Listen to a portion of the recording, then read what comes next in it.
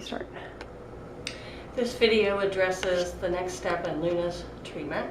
If you need to review the slide that has the picture of the superficial back line, you may recall that it begins at the bottom of the feet, travels up through the hamstrings, all along the sides of the spine, and ends up the top of the head. And you may recall that I mentioned it could be locked long or locked short anywhere along the way. So the first line I showed you is normal, and this is Luna's. So this section of the superficial back line is locked long, and her hamstrings are locked short.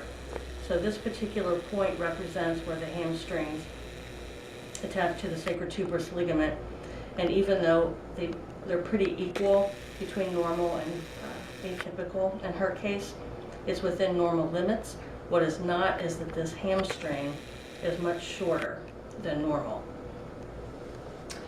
Another comment is that Jess asked me a good question that I don't think I really answered very well about moving fascia if it's the same amount of pressure as massage. I don't do massage, so I can't really speak to it that way, and I want to invite you to think about just taking up the slack in tissue versus applying pressure. So what you're going to do to correct this for her is you're going to start about the base of her pelvis, and you're going to make small moves. You're going to sink into the spinal erectors, and just like we talked about with backward chaining with lymph, you're going to make small moves and start moving that fascia toward her head.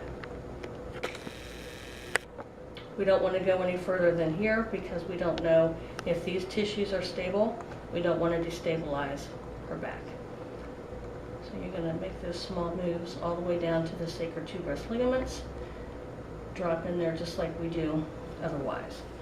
And then the other thing, when you start having confidence about how releases feel and how you can move tissue either from this hand position or this way if you're faced the other way, you're going to sink in here and gently take up the slack in the elastin, engage the collagen, traction toward her head, and wait for the release. Okay, that's it. Good luck and have fun. Keep me posted. Thank you.